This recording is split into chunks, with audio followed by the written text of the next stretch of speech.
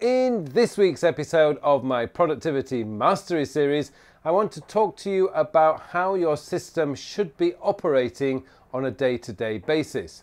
Now, essentially, the whole purpose and the whole goal of having a great productivity system is that your system blends in to the background. It becomes a system that you do not have to think about on any particular day. Now, what I mean by this is your collection or collecting all your items, your tasks, your events, and your notes should just happen automatically. You shouldn't have to think about where something goes. If it's a note, bang, it goes into your notes app. If it's an event, it goes onto your calendar. If it's a task or a commitment, it goes into your to-do list manager. And you collect it into your inbox, and you need never have to think about where something goes. It's just an automatic decision. Bang, it's an event, it goes in there.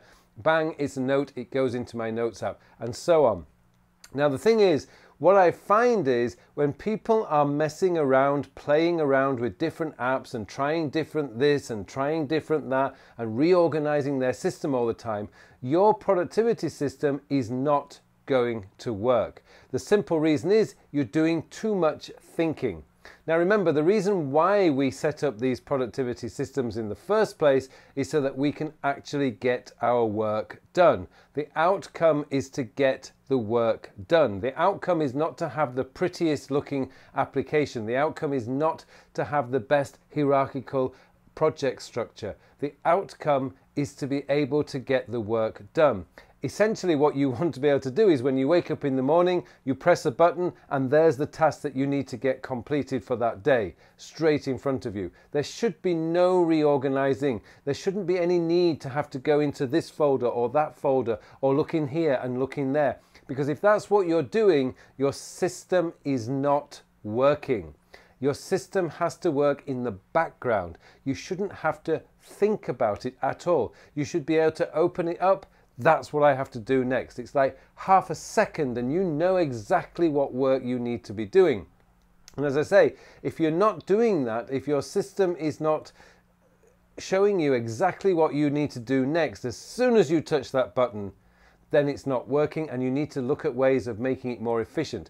Changing your apps sometimes can work, but probably I would say as a 90% of the time, changing apps doesn't work simply because you now have to learn a completely new application, and that takes time. And then once you've learnt it, what normally happens is you get bored and you move on to another app. So you're spending all your time playing around with different apps, setting up your system, and that's not to say the amount of time it takes to transfer your notes or to transfer your to-dos and projects into another application.